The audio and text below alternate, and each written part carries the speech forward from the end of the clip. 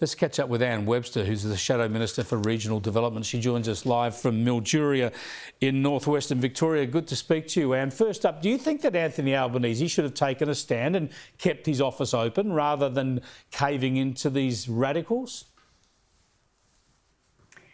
Well, I absolutely think he is a weak Prime Minister, and the fact that he has left his staff to either work at home or close the office and pretend it'll all go away when it clearly won't, and I think it's a direct result of his stand after October 7. I believe he should have done more, and to simply put your security team there, I don't think that would have been a permanent arrangement. It wouldn't have worked because he's in and out, constantly. So his staff would have been left there in an arrangement that just was not going to work for their safety. He should have done more. And no doubt he should have done more. Now, when it comes to these polling, it's dire polling for the coalition. A long way from the election, of course, but record low polling. Do you believe it can get any worse? Well, I certainly hope not, obviously. Being on the shadow front bench, I am, as concerned as every coalition voter is. We want to see our votes pick up. And I believe strong, bold, courageous policy is absolutely what we need to be putting forward.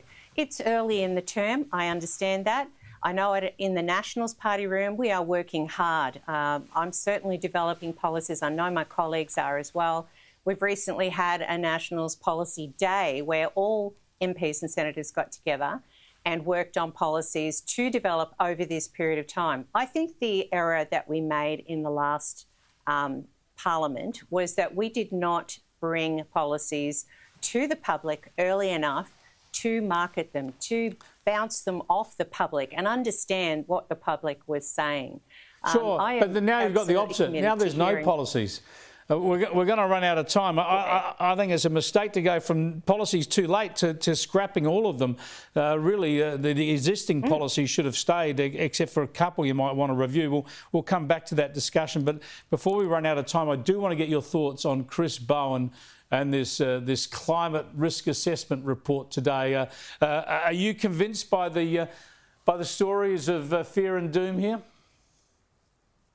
No, and my favourite topic, Chris, thank you for the opportunity to speak about Chris Bowen. I think it's actually outrageous that he would manipulate or seek to manipulate the population with what is actually old research.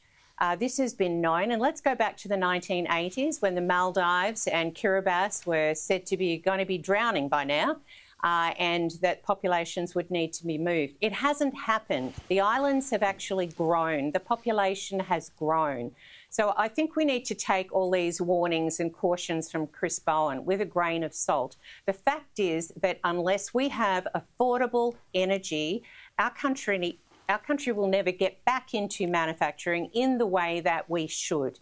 We are a strong country. We should be using our natural resources, and we should be taking this fight to Chris Bowen every day. Yeah, well said, Anne. Thanks for joining us. Anne Webster there live from Mildura in Victoria's Mallee. Now, I'm going to cross to the US in just a moment and catch up with Elika Lebon, who's